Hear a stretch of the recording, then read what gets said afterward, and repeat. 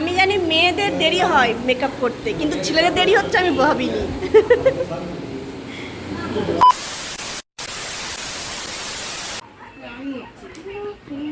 আমি এখন বউভাত যাচ্ছি। কেমন লাগছে অবশ্যই তোমার কমেন্টে বলবে। দেখো আমি কাজ করেছি চুলটা, এখন 8:30 বাজে। আমি খুব তাড়ায় হুড়োয় আছি, তো পরে ওখানে গিয়ে দেখা হচ্ছে তোমাদের সাথে।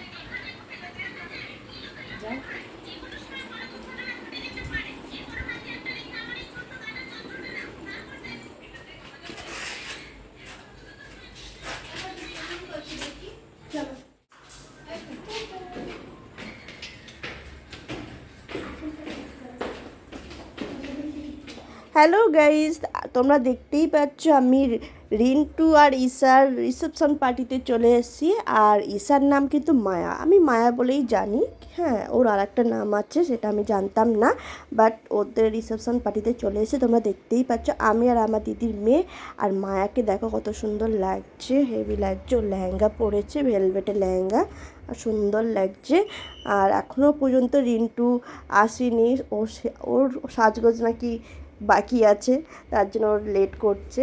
তা আমি ভাবলাম ঠিক আছে, তাহলে মায়ের সাথে এই সুযোগে ফাঁকাও ছিল, তাহলে ফটো মটো তুলিও নিই, একটু রিলসও করে নিই। তোমরা তো জানো আমি রিলস করতে ভালোবাসি, এই কারণে আমি যেখানে যাই একটু রিলস, একটা না একটা রিলস করি। আর এখানে আমি আর আমার দিদির মেয়ে পকোড়া খাচ্ছি, চিকেন পকোড়া। আমার দিদির মেয়ে বলছে হেভি লাগছে। ও কিন্তু পকোড়া খেয়ে ওর পেটটা ভরে গেছে। আমি জানি ও যেখানে যায় ওর চিকেন পকোড়া থাকলে আর কিচ্ছু লাগে না। তো তোমরা দেখতেই পাচ্ছ এখানে সব ফুচকা স্টল বসেছে, ওইদিকে কফি আর চিকেন পকোড়া, ভেজ পকোড়া। আর রিন্টু তো বলতে বলতে চলেই এসছে।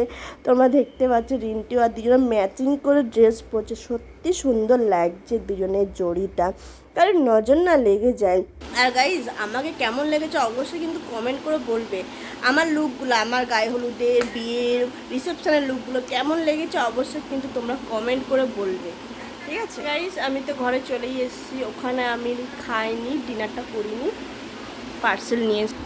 ওই যে প্লাস্টিকের পার্সেল, আইসক্রিম নিয়ে এসেছি। আমার নোনা বুড়ো খাচ্ছে আইসক্রিম। নোনা বুড়ো হ্যালো বলে দাও।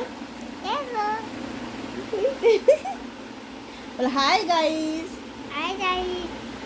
বলে আমি আজকে আইসক্রিম খাচ্ছি, পড়ে যাচ্ছে। খেয়ে না, বসে বসে খাও, বসে বসে খাও। ঠিক আছে গাইজ, আজকে এই মতন। পরে ব্লগ নিয়ে আবার আসবো, নতুন একটা ব্লগ নিয়ে খুব তাড়াতাড়ি। আর মায়ার বিয়ে কেমন কেটেছে তোমরা নিশ্চয়ই দেখেছো। আর ভালো লাগলে অবশ্যই লাইক কমেন্ট শেয়ার করে দিও। আবার নতুন ব্লগ নিয়ে আসবো। টাটা।